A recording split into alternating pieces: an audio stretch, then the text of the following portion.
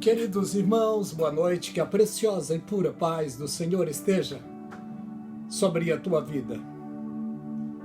Quero falar sobre o Senhor Jesus Cristo, meu Senhor e Salvador, aquele que veio a este mundo e pagou um alto preço para resgatar a minha vida, para resgatar a tua vida, o Salvador de toda a humanidade, a quem devemos o louvor, ação de graça, porque a palavra diz que ele comprou para Deus seres humanos de todas as nações, tribos, povos e línguas. Foi ele e não nós que nos fez povo seu e ovelha do seu pasto.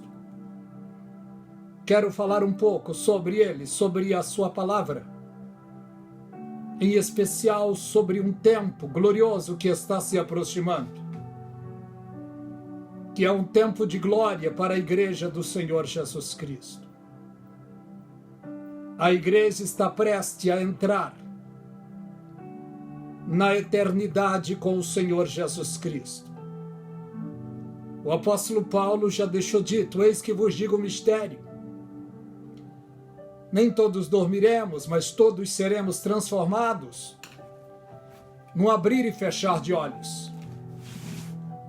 O primeiro sinal escatológico está para acontecer. E o primeiro sinal escatológico é o arrebatamento da igreja do Senhor Jesus Cristo. Sinais proféticos já apontam para este grande acontecimento. Vemos no livro de Isaías, capítulo 66, e o verso 8 de Isaías. Mas eu quero ler do 6 a seguir. Uma grande voz, grande rumor virá da cidade, uma voz do templo, a voz do Senhor que dá pago aos seus inimigos. Antes que tivesse de parto, ela deu à luz aos seus filhos. Vou ler de novo, 7. Antes que tivesse de parto, ela deu à luz. Antes que lhe viesse as dores, ela deu à luz a um filho. Está falando exatamente de Israel, de Jerusalém, que estavam em tempo de festa, em tempo de alegria. Não era tempo de dores, tempo de alegria. Exatamente nesse tempo foi anunciado em Belém da Judéia que Jesus Cristo iria nascer. Coral de anjos cantaram naquela noite. José e Maria até parece que chegaram atrasados, as estalagens, os hotéis já estavam todos cheios. Não teve lugar para eles. Mas na última hora, alguém disse: Maria, venha, eu tenho um lugarzinho reservado. E esse lugar era exatamente uma estrebaria. Jesus Cristo nasceu em uma estrebaria, em um lugar fedorento. Aquela estrebaria, aquele lugar fedorento, era uma tipologia do coração humano. Mas vemos na profecia bíblica, foi profetizado por Isaías, quando ele diz, em Isaías 7,14, eis que uma virgem conceberá e dará à luz a um filho, e chamá-lo-ão de Emanuel, que traduzido é Deus conosco. 750 anos depois, isso vem acontecer em Belém da Judéia. Jesus Cristo nasceu, cresceu entre eles, falou a palavra de Deus. Mas o Senhor Jesus Cristo veio a este mundo com vários objetivos, e um deles era perdoar os pecados humanos. Porque os seres humanos iriam todos para o inferno. Porque o primeiro casal, o primeiro Adão, que era perfeito, Satanás conseguiu derrubá-lo. E o pecado então passou para todos os seres humanos. Por isso Paulo chegou a dizer: todos pecaram e destituídos estão da glória de Deus. Jesus Cristo veio, assumiu a cruz do Calvário, morrendo em nosso lugar. A Bíblia diz: o castigo que nos traz a paz estava sobre ele, sobre as suas pisaduras fomos sarados. Jesus Cristo veio e se ofereceu na cruz do Calvário, foi o mais puro e perfeito sacrifício. A minha e a sua fé seria vã se ele tivesse feito tudo isso, mas não tivesse ressuscitado. Ao terceiro dia, ele ressuscitou e está vivo para toda a eternidade. Ele precisou se despedir dos seus discípulos. E ele disse para eles: ficai na cidade de Jerusalém até que do alto sejais revestidos de poder. E eles ficaram. Só que muitos desanimaram. 380 praticamente se desanimaram.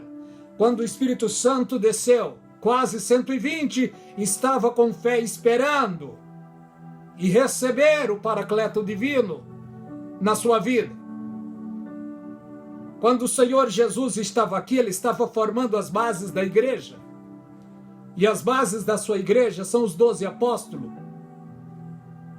Ele ressuscitou, ficou aqui 40 dias, falando as coisas que concernem ao agrado do Pai. No final dos 40 dias, ele reuniu os seus discípulos ali no Monte das Oliveiras e se despediu deles e vai subindo para a glória. E ele disse: é necessário que eu vá, porque se eu não for, o Consolador não virá. Ele foi. 10 dias depois ele mandou o precioso Consolador, o Espírito Santo da verdade, que o mundo não pode ver, porque ninguém... Ele disse: o mundo não pode ver. É o Espírito da verdade que estará convosco e vos fará lembrar de toda a palavra que eu vos tenho dito. O Espírito Santo veio para inaugurar a igreja que Jesus Cristo tinha formado as bases dela. E o mesmo Espírito Santo, anos e anos e anos depois, revela ao apóstolo Paulo coisas tremendas e poderosas sobre a igreja, que os discípulos não falaram muito. Os profetas não falaram muito, mas Paulo falou. Paulo disse: eis que vos digo o mistério. 2 de Coríntios, capítulo 15, verso 50. Nem todos dormiremos, mas todos seremos transformados num abrir e fechar de olhos. Esse é o maior acontecimento, o primeiro sinal escatológico, o arrebatamento da igreja. A igreja está perto de ser tirada da terra. Milhões hoje, comprado, lavado e redimido pelo sangue de Jesus ao redor da terra, estão aguardando este grande momento. Jesus Cristo disse que daquele dia e hora ninguém sabe, nem os anjos, nem o Filho, unicamente o Pai. Agora ele sabe o dia e a hora e o momento. O arrebatamento está para acontecer. Logo depois do arrebatamento, o que vou dizer aqui é o que penso, é o que acredito. O arrebatamento está para acontecer. E logo depois do arrebatamento, aqui na terra vai acontecer a guerra de Gog e Magog, Ezequiel 38. Algumas nações apenas: Rússia, Líbano, Turquia, Irã, poucas nações. Deus irá abatê-los, os soldados, no deserto de Israel. Ezequiel 39 diz lá que Israel demorará durante 7 meses enterrando cadáveres desses soldados, e durante 7 anos estarão usufruindo os utensílios de guerra deixados por essas nações. Assim que o arrebatamento acontecer, não sabemos quanto tempo vai durar, se semanas ou meses, mas vai haver uma grande reunião, creio que na ONU. Os homens, os mais poderosos da Terra, que hoje não aparecem nas mídias, os Illuminatis, convocarão alguns presidentes para uma reunião de urgência, de emergência. Está no livro do Apocalipse, capítulo 17 e o verso 12. E nesta reunião será apresentado 10 presidentes. E junto com esses 10 presidentes vai ser apresentado o homem do pecado, o anticristo, o iníquo, para se cumprir o livro de Apocalipse capítulo 6, do verso 1 a seguir.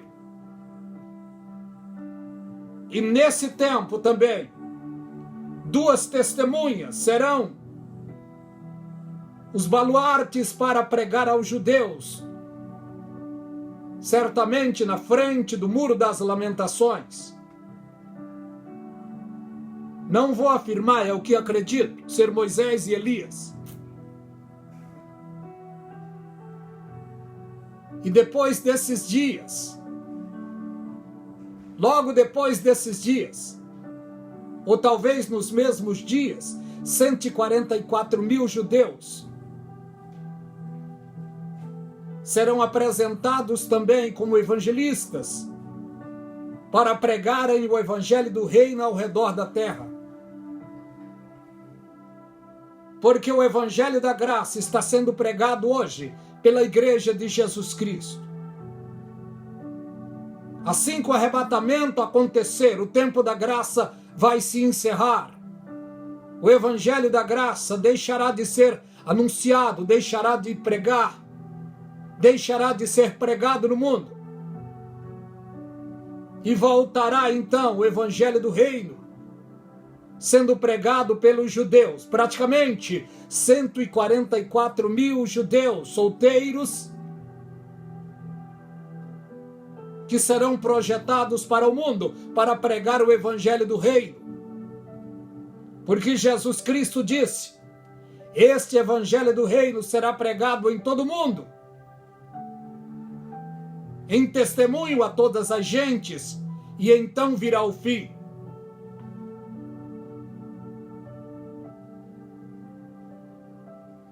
Sete anos de atrocidades, os primeiros 3 anos e meio, a tribulação, aonde o anticristo vai dar guarida ao povo judeu, vai dar proteção ao povo judeu,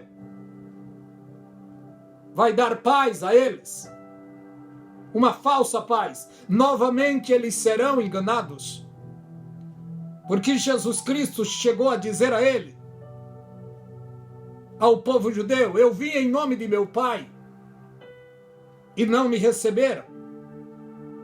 Virá outro em seu próprio nome, a esse vocês o receberão. Jesus estava falando do anticristo, porque até hoje os judeus parece que estão dormindo, parece que estão anestesiados, não acreditaram na totalidade,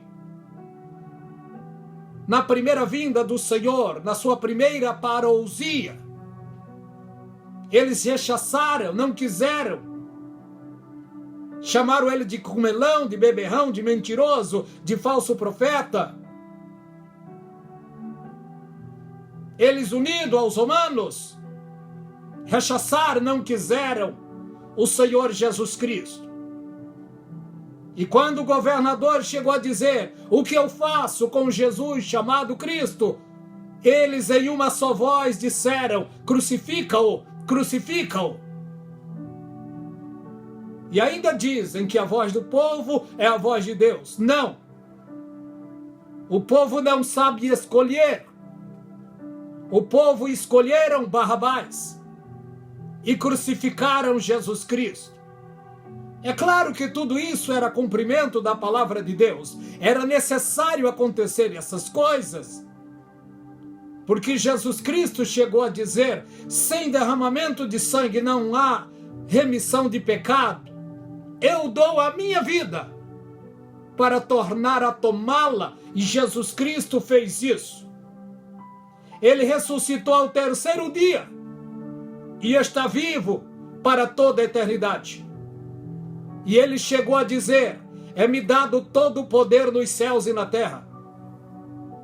Aquele Jesus que em sua primeira vinda ele veio simples, humilde, como um cordeiro mudo. Em sua segunda vinda ele virá, não agora como um cordeiro mudo, não. Ele virá como um leão, e um leão feroz, nervoso. O leão da tribo de Judá. Em sua segunda vinda, quando ele estiver voltando, a segunda vinda não é para a igreja de Jesus, não. Para a igreja é o harpazo, arrebatamento, retirada. Porque quem vai arrebatar a igreja da terra não é o Senhor Jesus, é o Espírito Santo que já está dentro dela. É Ele que vai receber o sinal de Deus. E Ele vai arrancar ela com força da terra. Em sua segunda vinda, a igreja virá com Ele. E Ele virá como leão, um leão da tribo de Judá. Os homens ferozes da terra, os grandes, os tribunos, os terríveis em toda a terra, no momento da sua segunda vinda, tremerão nas suas bases, porque Jesus Cristo virá para tomar as rédeas da terra. E no momento em que Ele estiver voltando, sinais bíblicos acontecerão. Antes dele voltar, a Bíblia diz que ele enviará os seus anjos com rijo clamor de trombeta. Está no livro de Mateus, capítulo 24 e verso 31. Ele enviará os seus anjos com rijo clamor de trombeta, os quais ajuntarão seus escolhidos de uma entre as quatro extremidades do mundo. Esses escolhidos aqui não é a igreja. É os 144 mil judeus e outros que estarão perdidos ainda no mundo. Judeus. Os anjos vão colher e levá-los para Jerusalém para recepcionar o Senhor Jesus Cristo em sua segunda vinda. O mundo estará em um caos terrível. A igreja verdadeira do Senhor não estará aqui nesse tempo. Ela estará nos céus, no casamento celestial com o noivo. E depois do casamento, a partilha de bens, os presentes que a igreja vai receber. E depois dos presentes, a sala do banquete. E a Bíblia diz que muitos irão do Oriente e do Ocidente assentar-se-ão à mesa com Abraão, Isaque e Jacó.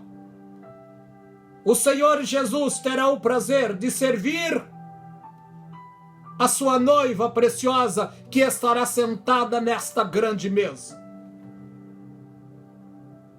No final dos 7 anos aqui na terra, as nações do mundo todo estão cercando Jerusalém para destruir. Está ali no livro de Zacarias, capítulo 14. Nações e mais nações de toda a terra estarão cercando. É o pontapé inicial para a Terceira Guerra Mundial. Mas em breve tempo, Jesus Cristo descerá para cessar a guerra. É a Bíblia que diz, no livro de Salmo 46, O Senhor é o nosso refúgio e socorro bem presente na angústia. Pelo que não temeremos, ainda que a terra se mude, ainda que os montes se transportem para o meio dos mares, ainda que as águas rujam e se perturbem. Há um rio cujas correntes alegram a cidade de Deus, as moradas do Altíssimo. Deus estará no meio dela e ela não será abalada. Os reinos se moveram. Ele levantou a sua voz e a terra se derreteu. Alguém vai dizer: vinde, vinde, contemplai as obras do Senhor, vede que desolação ele tem feito na terra. Ele faz cessar as guerras até o fim da terra, corta o arco, quebra a lança e queima os carros no fogo. E Jesus Cristo vai dizer de maneira poderosa: aquietai-vos e sabei que eu sou Deus. Serei exaltado entre as nações, serei exaltado sobre a terra. Porque as câmaras, os holofotes de todas as TVs e celulares do mundo todo estará filmando o Senhor Jesus Cristo em seu apogeu de glória. Em sua primeira vinda, nenhuma câmera, nenhum celular. Mas na sua segunda vinda, todo olho verá. Porque ele vem dos céus com poder e grande glória para tomar as rédeas da terra. Eu quero encerrar por aqui para o vídeo não ficar muito longo. Compartilhe as mensagens do canal A Voz da Atalaia. Dê um like.